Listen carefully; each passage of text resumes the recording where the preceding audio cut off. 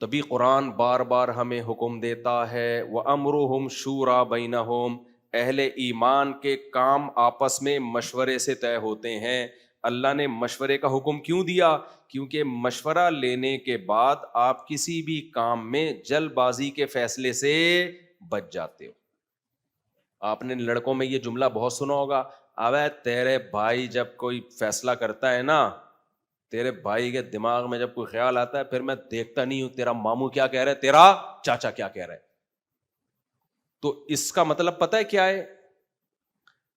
کہ ناکام لوگوں کی جتنی بھی علامتیں ہیں نا، وہ ساری کی ساری اس میں پائی جاتی ہیں۔ یعنی ایک ہی علامت یہ ایسی ہے جو اس کو ناکام کرنے کے لیے کافی ہے۔ قرآن نے جو امرہم شورا بینہم کا حکم دیا، اچھا اس میں مذہبی جو 2 نمبر مذہبی لوگ ہیں انہوں نے گڑبڑ کیا کی؟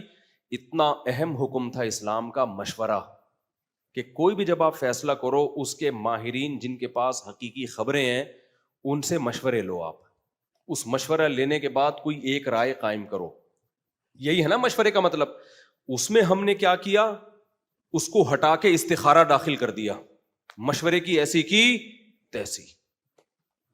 اب ہمارے فیصلے مشوروں پہ کم اور استخاروں پہ بولو زیادہ ہو رہے ہیں۔ اور وہ والا استخارہ لے آئے جو اللہ اس کے رسول صلی اللہ علیہ وسلم کا حکم نہیں ہے۔ میں بار بار اس پہ بتاتا ہوں، ہماری ناکامیوں کی ایک بہت بڑی وجہ استخارہ ہے، جو آج کل کا استخارہ ہے۔ اسلام نے تو ہمیں استخارے کے بارے میں صرف اتنا بتایا تھا کہ جب کوئی کام کا فیصلہ ہو تو 2 رکعت پڑھ کے اللہ سے دعا مانگ لو، بس، وہ ایک مخصوص الفاظ کے ساتھ۔ اس سے زیادہ استخارے کی حیثیت نہیں ہے۔ کرنا وہی ہے جو مشورے کے بعد ذہن میں آئے، خواب کے بعد ذہن میں آئے نہ، مشورے کے بعد جو ذہن میں آئے۔ سمجھتے ہو کہ نہیں سمجھتے؟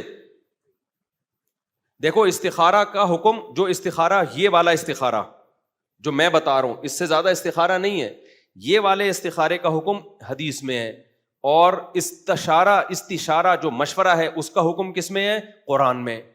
تو زیادہ ویلیو اسلام میں استخارے کی ہوئی یا مشورے کی ہوئی؟ بولتے کیوں نہیں؟ مشورے کی۔ ایک بات۔ نمبر 2، قرآن کی پوری سورت کا نام اللہ نے سورہ شورا رکھ دیا، شورا مشورے کو بولتے ہیں، جبکہ کسی سورت کا نام استخارہ نہیں ہے۔ تو اس سے پتا چلا کہ استخارے کی ویلیو زیادہ ہی ہے مشورے کی؟ مشورے کی۔ اللہ پروٹوکول استخارے کے بجائے کس کو زیادہ پروٹوکول دے رہے ہیں؟ مشورے کو۔ نمبر 3، اللہ نے کہیں بھی قرآن میں یہ نہیں کہا کہ اہل ایمان اور جنتیوں کی علامات میں سے ہے کہ ہر کام سے پہلے استخارہ کرتے ہیں وہ، بلکہ لیکن قرآن میں یہ ہے کہ جو اہل جنت ہیں، سورہ شورا میں آپ دیکھو ان کی صفات ہیں کہ وہ نماز قائم کرتے ہیں، وَأَمْرُهُمْ شُورَىٰ بَيْنَهُمْ، اہم معاملات مشورے سے طے کرتے ہیں، وَمِمَّا رَزَقْنَاهُمْ يُنْفِقُونَ، اور جو رزق ہم نے دیا اس میں سے خرچ کرتے ہیں۔ اللہ نے اہل جنت کی علامات استخارہ نہیں بتائی ہیں، مشورہ بتائی ہیں۔ اس سے پتہ چلتا ہے کہ جلد بازی سے فیصلے کرنے والے اہل جنت میں سے نہیں ہیں، کیونکہ استشارہ جلد بازی سے روک دیتا ہے آپ کو، مشورہ کس سے روک دیتا ہے؟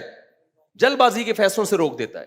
تو اللہ کو یہ صفت اتنی پسندیدہ ہے کہ اللہ نے جنتیوں کی علامات میں سے ایک علامت بیان کی ہے کہ جنتی کام سے پہلے کیا کرتے ہیں؟ مشورہ کرتے ہیں۔ کتنے نمبر ہو گئے؟ 3۔ چوتھا نمبر، جنتیوں کی صفات اللہ جہاں بھی بیان کرتے ہیں یا جہاں بھی اللہ شریعت کے احکام کا آرڈر دیتے ہیں، اللہ نے ہمیشہ نماز اور زکوٰۃ کو ساتھ ساتھ بیان کیا ہے۔ نماز اور زکوٰۃ کو ہمیشہ کیا کیا ہے؟ ساتھ بیان کیا ہے۔ لیکن سورہ شورا میں نماز اور زکوٰۃ کے بیچ میں اللہ مشورے کا حکم لے کر آئے ہیں۔ اس کا مطلب اللہ نے اپنے اصولوں سے ہٹ کے یہاں پر مشورے کو ویلیو دینے کے لیے نماز اور زکوٰۃ کے بیچ میں ذکر کیا ہے۔ نہیں آئی میرا خیال ہے بات؟ یہ چوتھی علامت ہے کہ اللہ کی نظر میں مشورے کی اہمیت استخارے سے صرف زیادہ نہیں بلکہ، ادھر توجہ کرو نا بھائی، بہت زیادہ ہے۔ 5ویں بات، اگر مشورے کے بعد آپ نے فیصلہ کیا اور نقصان ہو گیا تو قرآن کہہ رہا ہے پھر بھی مشورہ ہی کرنا ہے۔ غزوہ احد میں نبی صلی اللہ علیہ وسلم نے مشورہ کیا کہ مدینہ کے اندر رہ کے لڑنا ہے یا مدینہ کے باہر۔ اب دیکھو اصولی طور پر اندر رہ کے لڑنا زیادہ مفید تھا، کیونکہ مسلمان کمزور تھے، دشمن طاقتور تھا، تو ڈیفینس۔ اور آگ اگر باہر آ جاتے تو ایکسپوز ہو جاتے نا, سامنے آ جاتے, لیکن مشورہ تھا تو رائے یہی بن گئی چلو باہر جا کے لڑتے ہیں. باہر لڑے, نقصان ہو گیا, شکست ہو گئی, 70 صحابہ شہید ہو گئے. اب کسی کے دل میں یہ وسوسہ آ سکتا تھا بھائی آئندہ ہم مشورے نہیں لیں گے, یا نبی کے دل میں بھی خیال آ سکتا تھا آئندہ میں ان لوگوں سے مشورے نہیں لوں گا, یہ جب مشورے دیتے ہیں دیکھو ان کی وجہ سے ایسا ہوا ہے. تو اب جو ہے نا میں جو فیصلہ کروں گا خود کروں گا. ہمارے ساتھ تو ایسا ہی ہوتا ہے نا, مشورہ ہم نے لیا ماہرین سے, اس کے بعد دیکھا یار یہ تو نقصان ہو گیا, آئندہ ان کمبختوں سے کچھ پوچھنا ہی نہیں ہے. جب مجھے اللہ نے اتنا بہترین مائنڈ دیا ہے, اتنا بہترین دماغ دیا ہے, اتنی ذہانت دی ہے, تو تم جیسے احمقوں اور بیوقوفوں سے میں پوچھوں کیوں؟ پوچھا تھا تو دیکھا نا کیا ہو گیا. آئندہ میں جو فیصلہ کروں گا اپنی اس کھوپڑی سے کروں گا, یہ ہونا چاہیے نا. ابے کیا ہو گیا بھائی؟ لیکن قرآن کہہ رہا ہے اے نبی آپ نے ان سے مشورہ لیا اور ان کے مشورے پر عمل کیا اور شکست ہو گئی, تو کیا مطلب اب ان سے مشورہ نہیں لینا؟ نا شاورہم فی الامر, آئندہ بھی کیا کرنا ہے؟ انہی سے مشورہ لینا ہے. وجہ اس کی یہ ہے کہ ہم کامیابی کے اسباب اختیار کرنے کے مکلف ہیں. اسباب پہ نتیجہ کس کے ہاتھ میں ہے؟ اللہ کے ہاتھ. یہ تھوڑی کہ اب نقصان ہو گیا تو مشورہ ہی نہیں لینا. کامیابی کا سبب ہے مشورہ, تو اس سبب پہ نتیجہ مرتب کرنا کس کا کام ہے؟ اللہ کا. بیماری کا علاج, یہ علاج سبب ہے نا بیماری دور کرنے کا. بعض دفعہ علاج کے سائڈ افیکٹ بھی ہو جاتے ہیں. اب یہ تھوڑی کہ آئندہ بیمار ہوں گے تو میں نے علاج ہی نہیں کرنا کیونکہ فلاں آدمی کو غلط ٹیکا لگ گیا تھا, دیکھو مر گیا وہ, تو میں نے ٹیکا ہی نہیں لگانا کبھی. تو یہ کوئی عقل مندی کی بات ہوگی ہے بھائی؟ تو یہ 5ویں فضیلت ہے مشورے کی, کہ ہمیں اسلامی تاریخ میں اس کی مثال ملتی ہے کہ مشورہ لے کر عمل کیا گیا, نقصان ہوا, پھر بھی اللہ کہہ رہے کیا کرنا ہے؟ مشورہ. اتنی اہمیت استخارے کی ہے اسلام میں. استخارے کی بھی بڑی ویلیو ہے. حدیث میں آتا ہے جو استخارہ کرتا ہے نامراد نہیں ہوتا, لیکن اس حدیث کا مطلب یہ ہے کہ بشرطے کہ مشورے کے بعد استخارہ ہو. سمجھتے ہو کہ نہیں سمجھتے؟ اور استخارہ سنت کے مطابق, جس میں نکلتا وکلتا کچھ بھی نہیں ہے. کیونکہ اگر نکالنا ہی ہوتا اللہ نے پھر مشوروں کا حکم کیوں دیتا؟ اللہ کہتا ہے خواب میں نیلا پیلا آ جائے گا تو مشورہ لینے کی کیا ضرورت ہے؟ میں تمہیں خواب میں پیلا ہرا آ رہا ہے تو اس کا مطلب پازیٹو, ہری بتی پہ چل لو نا, اور لال بتی پہ گاڑی روک لو. تو اگر لال آ رہا ہے اس کا مطلب نہیں کرنا, ہرا آ رہا ہے تو اس کا مطلب کرنا ہے. تو اگر اللہ ہی نے بتانا ہوتا استخاروں میں تو پھر اتنی اہمیت سے اللہ استشارے کا اور مشورے کا حکم کیوں دیتا؟ تو اسلام کی یہ کس قدر بڑی خوبی ہے کہ وہ ہمیں میچور کر رہا ہے اور کہہ رہا ہے اہم کام کرنے سے پہلے آپس میں بیٹھ کے مشورے کرو. مشورے سے کیا ہوگا؟ اس کے پازیٹیو نیگیٹو تمام پہلو تمہارے سامنے آ جائیں گے. جلد بازی میں فیصلہ نہیں کر پاؤ گے.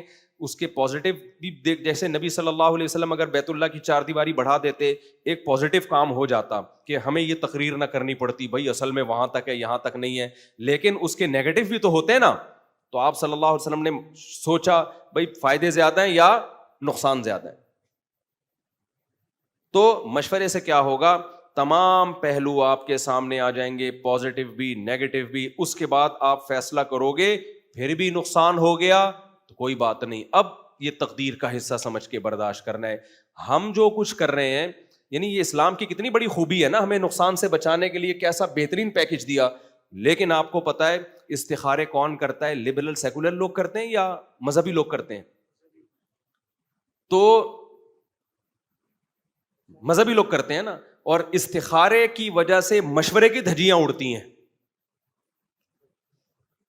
تو پتہ یہ چلا کہ جو مذہبی لوگ لوگوں کو موٹیویٹ کرتے کہ غور و فکر کے بعد فیصلہ کیا کرو, وہی مذہبی لوگ جلد بازی کے فیصلے کروا رہے ہیں استخارے کے ذریعے. سمجھ میں آ رہی ہے بات کہ نہیں آ رہی؟ تو ہمارے ہاں مذہب کا صحیح استعمال کم ہو رہا ہے, غلط استعمال زیادہ.